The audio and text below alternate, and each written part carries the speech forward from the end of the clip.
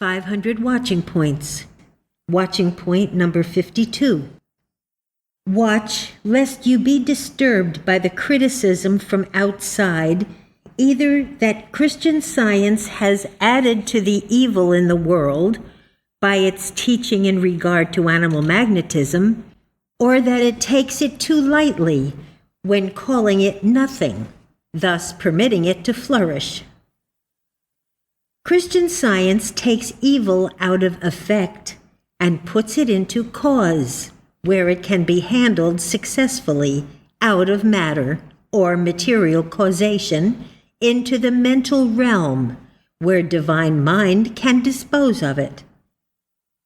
The adherents of matter complain that this makes too little of evil and ignores self-evident wrongs. The advocates of the human mind object to this, declaring that it sets up a new devil and makes witchcraft and mesmerism formidable.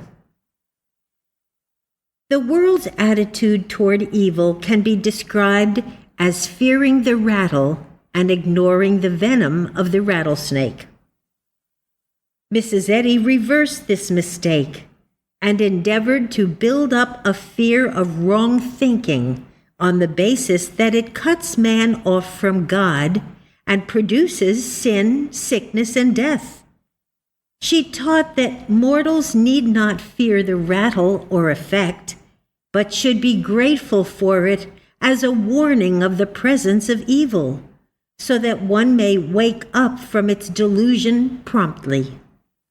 To Mrs. Eddy, the venom of the snake, which she called mental inoculation, was the important issue, since it involved the control of mortals by mesmerism.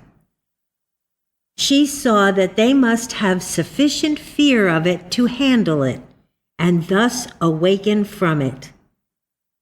What a subject does under the spell of hypnotism is not the fundamental error.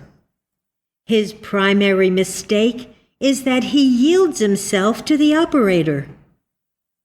In Christian Science, the essential sin is wrong thinking, or yielding to the domination of the belief in a mind apart from God. It is using the wrong mind to start with. Primarily, sin is, therefore, not doing wrong. It is yielding to the error which makes one do wrong. It is true that Mrs. Eddy uses the term sin in two ways, to denote error in cause and in effect. In reading her writings, this fact must be held in mind.